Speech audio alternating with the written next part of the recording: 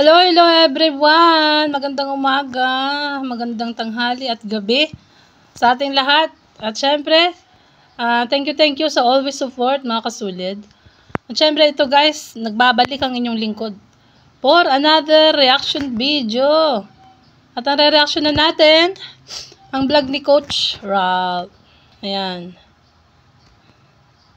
Rajel. Siya ay, ang kalab team niya ay si Angelica, Coach Ralph. So, support nyo din ang kanyang channel, mga kasulid. At syempre, bago ko umpisa ng ating reaction video, please like, share, and subscribe. At syempre, support and subscribe Kuya Bal at Ed na Kalingap Rap. At saka mga K-Voice. At ang channel ni Coach Ralph. So, ayan mga kasulid. Ayan. So, tuloy na natin to. Maiksi lamang to, guys. Maiksi lamang ito, no? Nasa 4 minutes. So, magiging mga 10 minutes video o 12. Ayan. Tuloy natin, mga kasulid.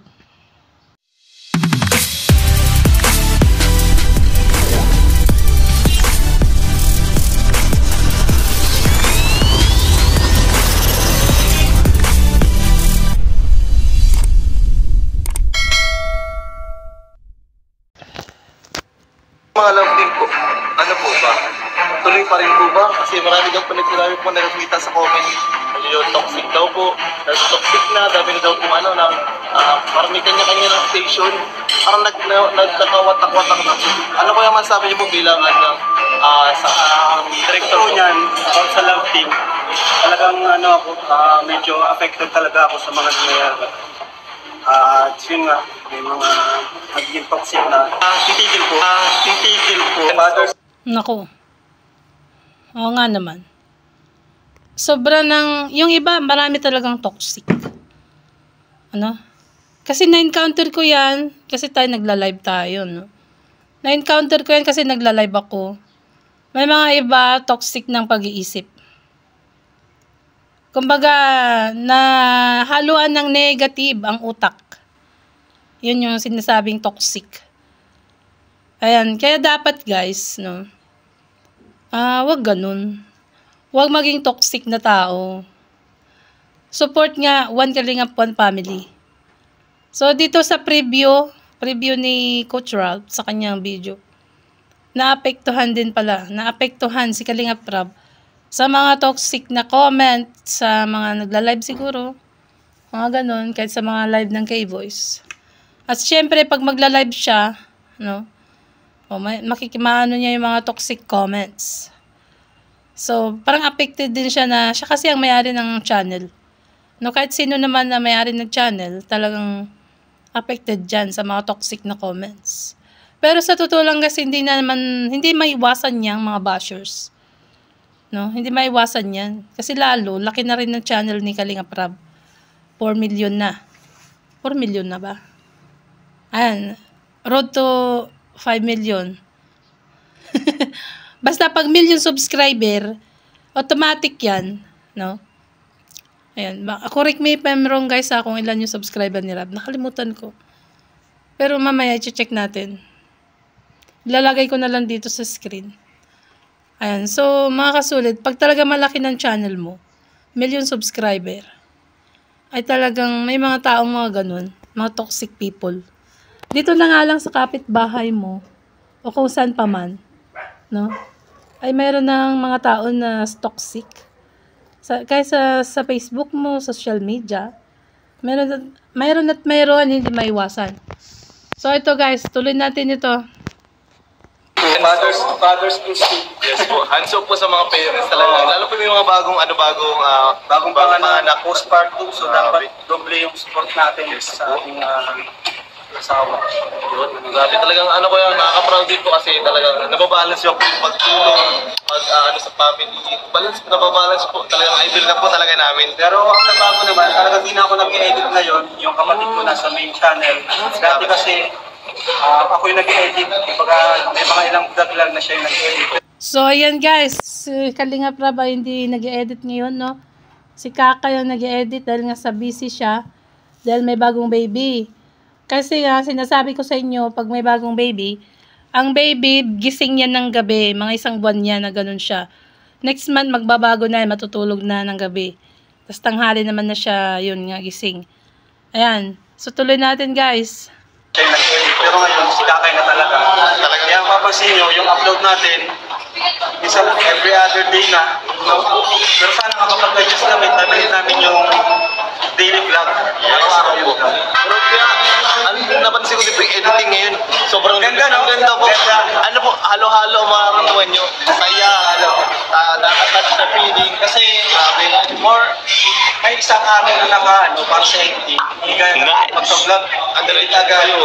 Kaya mas napupulit na namin ni Kaka. Nangyayari kasi, pag-edit niya, chine-check ko, pina-approvahan ko, hanggang sa maging sobrang ganda. Grabe. Talagang ano po talaga yung mas ano pa po, mas mapaganda yung vlog na yun sa time. Yun nga lang, medyo mahirapan lang tayo sa daily vlogs kasi quality upload natin. And yung pagtulong natin is talagang nandyan. Yun, opo. Talagang, kalinga po, ang goal talaga ay mabago ang buhay, hindi lang makatulong. Yan, Opo. bago po natin yung Yes. Siyempre ganito po, last question ko po. Napansin ko rin po, parang Ayan na. So, pagpasensyahan nyo daw po, pagka hindi na-upload ang, kunwari, ngayon, yung vlog ngayon, hindi na-upload. Kasi nga, medyo busy si Kalinga Prab na pupuyat, nagbabantay ng baby. Ayan nga, dahil nga, paggabi nga, gising ang kanyang baby. Dahil bagong panganak si Jack. Ay, busy nga naman. Talaga naman totoo yan. So, ato, next katanungan ni Coach Ralph. Ano kaya ang sagot ni Kalinga Prab? Ayan, tuloy natin. parang yung mga love team po, ano po ba? Tuloy pa rin po ba? Kasi marami po nakakita sa comment. Yung toxic daw po. Toxic na, dami na daw po parang may kanya-kanya ng station. Parang nagkakawatak-watak na. Ano ko yung masabi niyo po bilang sa director po? niyan. Hala! Tuloy pa kaya? Ayan, sabi ganun eh. Tuloy natin. Sa love team, talagang medyo affected talaga ako sa mga nangyayari. At yun nga, may mga nagiging toxic na. So, yan po ay talagang pinagpaplanuhan namin yung next week ng asawa ko. Gusto ko mabalis yung toxic ng mga love team. Pero hindi ko sinabing titigil po. Tuloy pa. So, pinagpaplanuhan ni Kalinga Prab kung paano daw matanggal ang toxic comments sa mga love teams. Kasi sa totoo lang, nagkakanya-kanya ang iba. Sa totoo lang. Yung iba kanya-kanya. Ito ang susuportahan ko. Dito ako magsusuporta. Ito lang pinapanood ko. Mga ganun. Mga ganun ang comment nila, mga kasulid. So, di ba lagi kong sinasabi sa inyo na support everyone. Yung One Kalingap, One Family, parang nawawala kasi pagka gano'n ang sinasabi mo. Kasi bawat vlog ni Kalingap Prab, yun nga. Kalingap pa din yun. Kahit ibang love team yan, kunwari, ibang love team ang in-upload, no? Tapos ikaw, hindi ko muna papanoorin yan, mga gano'n. Example, mag-focus muna ako dito. Tsaka, siyempre hindi maiwasan yung yung mga comment nila na parang nagpapasaringan. Mga ganong wagay. Parang nagiging toxic, no? Yung isip nila nagiging toxic, nagiging negative. Oh. Yan, so tuloy natin, guys. So, dapat iwasan natin yung mga ganon. No? Kung ano yung papanoorin mo, ay wag mo nang banggitin. Para maiwasan ng mga makikita na mga medyo toxic. Manood ka na lang na manood kung ano papanorin mo. Pero syempre, dapat panoorin lahat. Yun ang much better. Ayan.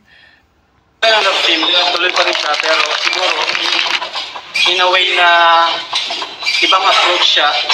Ano pa siya love team, pero hindi siya mag-create ng sariling mundo. Hindi siya mag-create ng sariling community.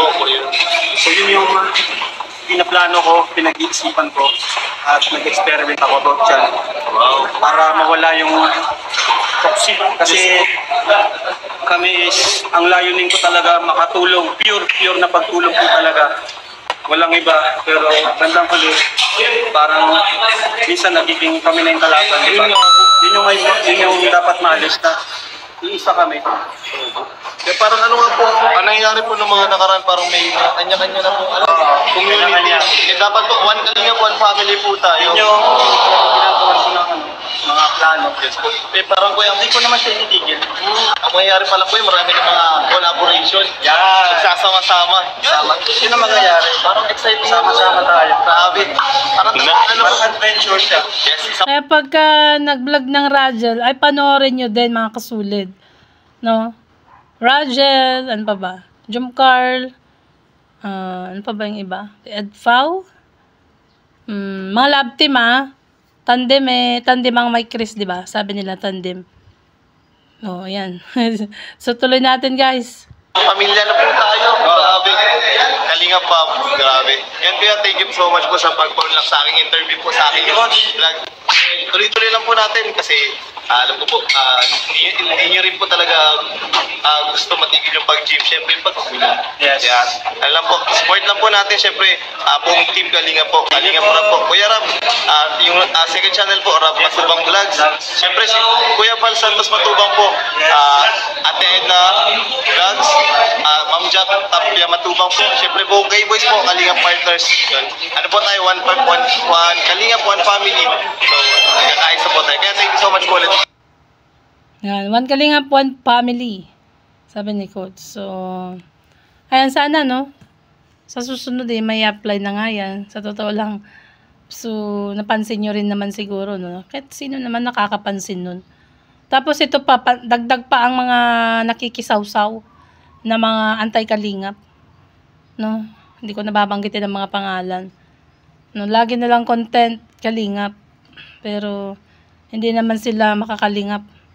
Mga ano pa nga sila, kung tutusin, naturing ang basher. Reactor na basher ang tawag dun. So mga kasulid, ayan, sana po maging okay na ang lahat, no? Hindi na ganong nega-nega, support each other. At syempre, one Kalingap, one family. And please subscribe, Kuya Val Santos Matubang, Ate Edna Kalingap Rab, si Coach Ralph. Ayan, support nyo rin ang Rajel. Yan, dahil si Coach ay nasa Rajel. Siya ang leading man. And siyempre, no, ang ating YouTube channel, please support and subscribe. Bye! God bless!